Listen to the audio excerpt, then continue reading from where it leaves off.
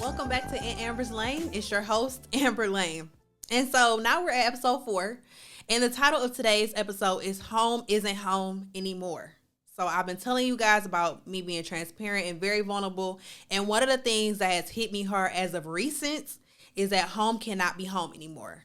So the place that you've been calling home cannot be called home anymore. So whether that's spiritually, financially, mentally, emotionally, it's time for us to move. It's time for us to move to something bigger, something more stable. That instability is crazy. We got to be stable, guys. So it's time for us to move. It's time for us to be uncomfortable. And so comfortability and complacency is a home that we move our things into. And when it's time for us to go, we have too much to take with us. I'm going to say it for the people in the back.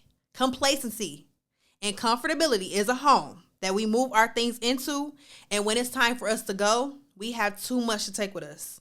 We got to start taking off some of this weight and leaving it where it is. We are not the people. We aren't even supposed to be carrying weight to begin with. Okay. But if you're going to put on a little backpack, make sure it got all your necessities in there. Have you a little travel toothpaste, a little travel toothbrush, have you a little small little baby soap. We not taking big bottles into these homes, right? Because we're not even supposed to be staying there for a long time anyway.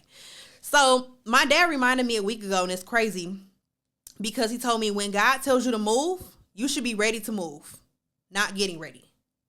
Anytime he told the disciples to move in the Bible, when it was time for them to move, they just got their stuff and left. Nobody was like, oh, wait, Jesus, I got to grab this. Oh, wait, I got to go tell my mom bye. Oh, wait, I got to go do X, Y, Z. When he said it's time to move, they just got their stuff and just went about their way. So you shouldn't be packing up photos, taking stuff off the walls, doing your laundry. You should already be ready to move. So we need to just have a little cute little backpack on with all the necessities in there, and that should just be it. And be okay with being uncomfortable. Uncomfortability is a topic that we really don't talk about. We don't talk about the emotions that come with uncomfortability. We don't talk about the grief that comes with being uncomfortable. But it is okay to be uncomfortable. Be okay with completely submitting to God and allowing him to direct your path. A lot of times we don't want to be uncomfortable because we don't know what's going to happen next. A lot of times we don't know the unknown all the time. Let's be real. All the time we don't know the unknown. We don't know what our next moment is going to be. We don't know our next job. We don't know our next opportunity. So a lot of times submitting yourself to somebody that you have no idea, that's our problem. We don't want to relinquish control. It's time for us to completely be like, you know what, God, whatever you want to do, you do your thing. I'm going to just sit right here and I'm going to be obedient. And even in our waiting time that we're waiting on him to do whatever our next big thing is or tell us where our next home is, we should be moving. We should be actively doing something. Waiting does not mean that you're sitting down twiddling your thumbs. Waiting does not mean that you have your ankles crossed and you're rocking them back and forth. Waiting actually means it's an action word. You should actually be doing something. So bettering your business, bettering yourself, repairing harm, all those type of things should be happening at the same time while you're waiting. But again, the problem is that we have too much control and we don't want to relinquish it. We feel like, since I know what this little space is, I'm good. Since I know what comfortable feels like, since I know what complacency feels like, even though it's not for our good, even though it feels good in that moment, we don't want to relinquish that feeling. We just want to keep holding on to it, and we will never be better just sitting at home, watching TV, being comfortable all the time. That home is not your home anymore. Another problem, again, is that we allow fear to grip us so hard that we're scared to move.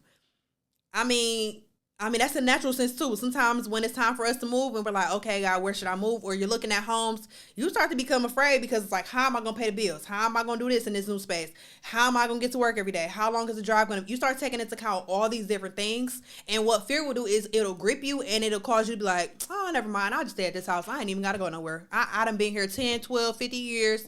I know where the house is. I know where the hospital is. I know where the kids' school is. You know where all these different places are. But in this moment, God is telling us to move. And so we end up living in a house with the cockroaches. We end up living in a house with lead in our water, asbestos in our house because we are disobedient and won't move. Honey, do you think that house is going to be okay? 45 years and you ain't did no type of repairs, no type of improvements, no type of upgrades. It's time to move, babe. The house is literally deteriorating in front of your eyes, but because it's comfortable and it's known, we want to stay there. Now make that make sense. Look at me right here and tell me, do that make sense? It don't make sense. Just because it's comfortable doesn't mean it's right. Just because it's complacent and you're okay with being the same person that you've been for I don't know how long, that doesn't make it right. That doesn't make it okay either. It's time to move. So when I mean it's time to move, that means it's time to get into some therapy. Let's start talking to a professional. Hey, these are the things that I've dealt with in my lifetime. What can I do? How can I repair that harm? How can I get over it? It's nothing wrong with therapy. Jesus and therapy, that go together. You have the word and you have a therapist. You can even find you a Bible-believing therapist nowadays. It's so many therapists out here. You can talk to someone and get the help that you need. It's time for self-care. Again, like I was saying last week, go get your hair done. Go get your nails done. Go put a little lash on. Learn how to do something new. It's time for us to talk to God more. The main person that we need to be communicating with, we have no communication with. Or we have it on Sundays and we think that's just enough for the rest of our life. Absolutely not, guys. We have to start talking to him more. And the crazy thing is, I told my friends yesterday that he knows every single thing about us. But it's something about when you actually open your mouth and admit it and say, you know what, God, these are my shortcomings. This person is holding me back. I can't get rid of this. I can't get rid of this feeling. I can't get rid of this emotion. It's something about saying it out loud and admitting it to him. The freedom that you feel immediately off of just saying it, just try it in study time. It's time for us to get in the word more. Literally, the Bible has so many instructions that we just do not follow. It literally tells us how to walk on this earth and be successful. It's nothing in the Bible that has not been already talked about. It's nothing new under the sun. Every single thing that you dealt with, I guarantee you, if you open up that Bible, somebody else in there dealt with it. Or Jesus said something to comfort you in that moment. I mean, but let's get into that a little more. It's time for us to get in the gym. Okay, it's time to get these bodies right. Start dancing. Start taking Pilates classes. Start getting active. I mean, activity in the body, it will bring clarity. I promise you. You feel good after. Let's stop carrying these weights when you need to just get up and move. Leave it and get up and move. Okay? It's time for us to get these emotions in check. Get your emotions in check. Okay? Because everybody's not nice. But at the end of the day, you need to check those emotions and figure out where they came from. It's time for us to feel but not function emotionally. There's nothing wrong with you saying, you know what, I'm having a moment, I need a second. But when you start to function in that emotion, that's where the problem starts to happen. When you start to say, I'm sad and depressed, and you walking around here like you're sad and depressed, or you're functioning out of, you're cussing people out because you don't feel like talking all different things, that's where we have our issues at. We got to get these emotions in check, babe. Okay? But being uncomfortable is growing pains. So think about when you grow, things have to move and start to shift around. If you plant a tree, everything around that tree is going to shift. The ground is going to shift. It's going to be some type of movement. So while we're growing, there are growing pains. Everything is not going to feel good, but I promise you it's for your good. I mean, Romans 8:28. We know all things work together for the good. It didn't say it was going to feel good for your good. It just said it was going to work for your good. Let's stop trying to figure out things and let's just grow. Let's just do what our purpose is. Let's start walking in our visions and our missions instead of just out here living frivolously, living in the same house with roaches. You're coming out the house with bed bugs, and now we got to tell you go back in the house and wash up. I mean, come on. Like, let's start making things make sense. Stop calling the way that you used to do things and the mindset that you used to have. Stop calling them home. Stop calling the comfortable and complacent places home. They're not home anymore. Call the uncomfortable place home.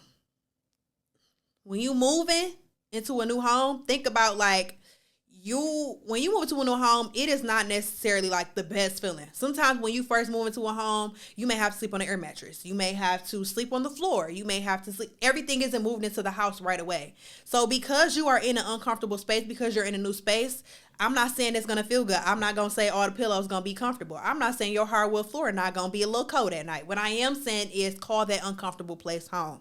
Call the place that you feel growth and tension home. Call transition and the unknown home. The spaces that push you into greater are your new home. So let's just take a vow right now.